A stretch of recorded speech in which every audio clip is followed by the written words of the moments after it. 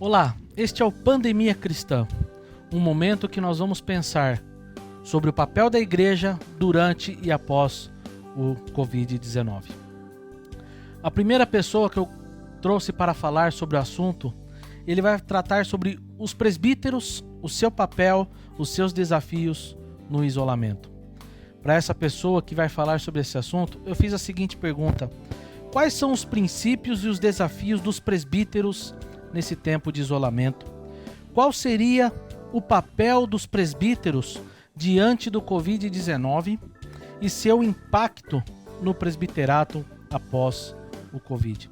É fato que nós presbíteros muitas vezes nos sentimos amarrados neste tempo, mas nós temos um papel e um ministério a exercer, uma responsabilidade perante o corpo de Cristo e a igreja. Eu gostaria então de convidar para tratar sobre esse assunto o presbítero Solano Portela. Solano Portela é presbítero da Igreja Presbiteriana do Brasil, mais especificamente da Igreja Presbiteriana de Santo Amaro. Ele é graduado em Ciências Exatas, tem seu mestrado na Biblical Theological Seminary nos Estados Unidos. Ele é escritor, tradutor e conferencista. Então, presbítero Solano, vou passar a palavra para você, para que você possa tratar deste tema específico: presbíteros, seu papel e desafios no isolamento.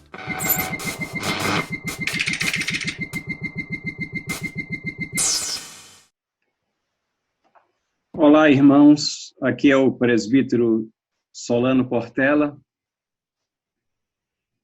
O que fazemos nesse tempo de pandemia? Qual deve ser o papel do presbítero? Como devemos atravessar essa situação calamitosa que nós estamos vivendo aqui no nosso país? E depois que tudo isso passar, se Deus assim for misericordioso, como deve ser o nosso caminhar? Será que muda alguma coisa? Bom, primeiro eu acho que temos que nos lembrar do que significa o termo presbítero.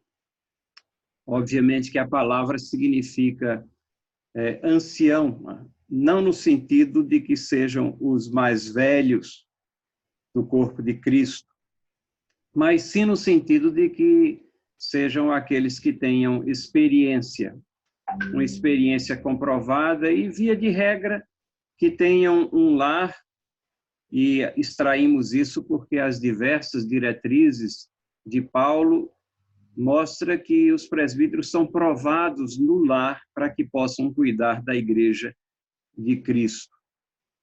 Mas nós somos chamados também de bispos ou episcopos, que é a palavra grega e que significa nada mais, nada menos do que supervisor. Não é um título eclesiástico, mas é um título que descreve a função de supervisionar. Supervisionar tem dois sentidos. O primeiro deles é você olhar por cima, ter a consciência de que existe algo mais do que uma situação imediata, você está com a percepção aguçada de tudo aquilo que cerca um determinado caso, mas também tem um outro significado, que significa você penetrar e olhar em detalhes as coisas que estão acontecendo para que possa haver uma boa administração espiritual do povo de Deus. É para isso que nós somos chamados. Essas diretrizes todas, os irmãos sabem que são contidas em 1 Timóteo capítulo 3, versículos 1 a 7, e também em Tito, capítulo 1, versículos 5 a 9. Eu diria que nós temos, pelo menos, que destacar 3 pontos de concentração no meio dessa calamidade em que o nosso país está submerso, no meio dessa pandemia. Primeiro, nós deveríamos solidificar as convicções na soberania de Deus. Assim nós aprendemos em nossa igreja presbiteriana, nos nossos símbolos de fé, que nada mais são do que um resumo e a apresentação de forma sistemática aquilo que a palavra de Deus nos apresenta. São as as doutrinas relacionadas com a pessoa de Deus, que nós aprendemos elas não por intuição, mas porque nos foram reveladas ali nessa palavra. E temos que ter a consciência mesmo de que quando nós lemos, por exemplo, o Salmo 24, do Senhor é a terra e a sua plenitude, o mundo e aqueles que nele habitam, temos a convicção de que é isso mesmo. Ele é soberano. Ele é soberano sobre todas as coisas. Então, nada do que está ocorrendo está fora dos seus planos, nada do que está acontecendo está fora do seu controle. Nós não sabemos, não somos Deus, não sabemos de todas as razões para que certas coisas aconteçam, e essa é a hora para nós termos confiança. E como somos supervisores, e supervisores de uma forma ou de outra são líderes dentro do povo de Deus, resta-nos transmitir essa confiança, essa percepção da soberania, então, para as outras pessoas. A segunda coisa que eu chamaria a atenção é a certeza de que Deus não é o agente imediato, mas tudo está sob o seu controle. Por que é que eu digo que Deus não é o agente imediato? Deus utiliza os meios que ele tem ao seu dispor e nem sempre ele é o agente imediato da causa. Obviamente que nós sabemos que toda a pandemia é causada por um vírus, mas a gente indo atrás do vírus foi por descuido, por um mercado de carnes contaminadas, foi por vazamento de um laboratório, tem todas essas causas intermediárias assim. Mas nós sabemos que a causa última é Deus, e não devemos hesitar em reconhecer isso e que Ele está no controle. Devemos ter uma atitude semelhante à que Simonton teve.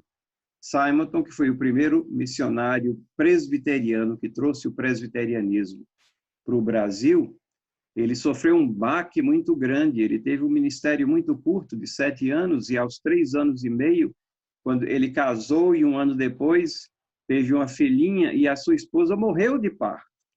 E ele ficou extremamente abalado com aquilo, com a perda da sua amada. E é interessante que nós sabemos muito dele porque temos o diário de Simonton e ele registra bastante de suas emoções, dos seus sentimentos, ele derrama a sua alma perante Deus. E numa dessas ocasiões, assim, 10 dias depois da morte da esposa dele, ele diz assim, que ele não compreende essas coisas que acontecem na vida dele, e ele usa essa expressão, o Deus que me afligiu não revelou a ele e ele não tem o conhecimento do porquê. Veja, ele coloca isso como vindo de Deus. Mas se a gente continua lendo, ele continua dizendo, o Deus que me afligiu é aquele que me dá o consolo. Em nenhum momento nós encontramos nas palavras de Simonton palavras de revolta contra Deus.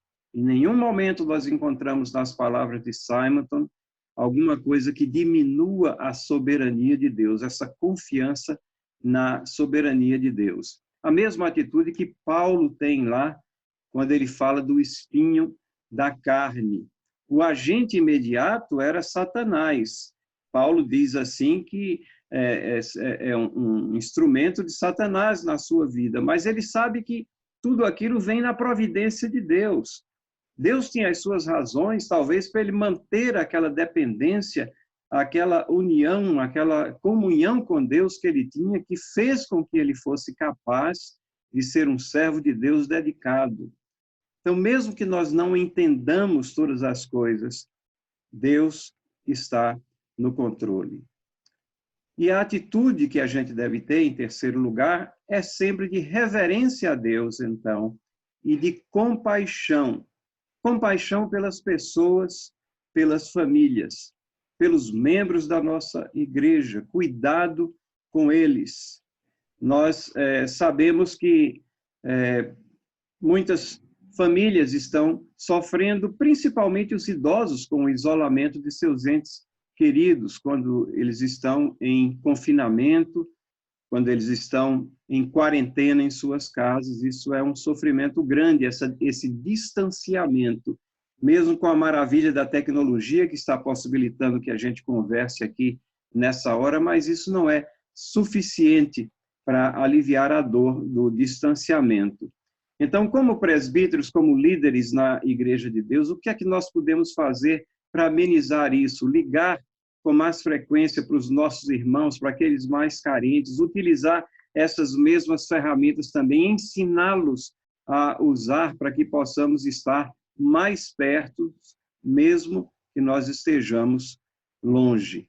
São alguns pensamentos que devem nortear o nosso atravessar essa crise aqui, apoiando os nossos pastores, facilitando para que as nossas reuniões, que hoje em dia são virtuais, possam se processar da melhor forma possível.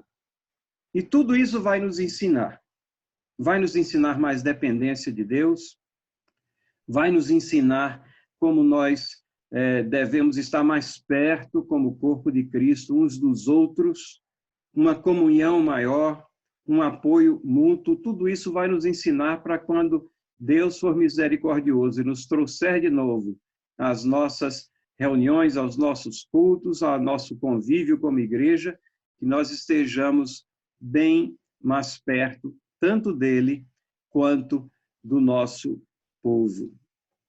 Lembremos-nos também de que Deus, que está olhando todas as coisas, ao mesmo tempo em que vidas estão sendo ceifadas, quantas vidas não estão sendo poupadas? Eu estava lendo no outro dia que existem nos Estados Unidos, lá onde o aborto é permitido, 1 milhão de abortos por ano, 1 milhão de vidas que são ceifadas. E nesse primeiro semestre, essas clínicas de aborto que lá existem, elas estão fechadas porque não são consideradas serviços essenciais. Então, ao mesmo tempo que vidas estão ceifadas, outras vidas estão sendo salvas, menos acidentes de trânsito e tantas outras coisas que estão acontecendo. Nós somos finitos no nosso pensar, Deus é infinito em sua sabedoria, descansemos nele.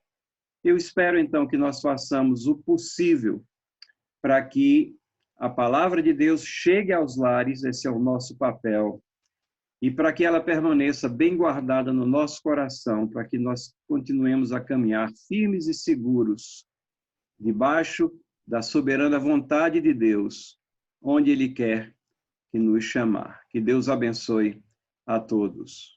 Gostaria de agradecer o presbítero Solano pelas palavras, pelo carinho em atender e contribuir, não só com este canal, mas para que a gente possa construir um pensamento e exercer o nosso papel como presbíteros da Igreja do Senhor, diante não só desse cenário, mas também no pós-Covid. Presbítero, Deus te abençoe. Obrigado pela sua contribuição. Fique ligado que logo mais vai ter mais um Pandemia Cristã, o papel da igreja diante da Covid-19. Deus te abençoe.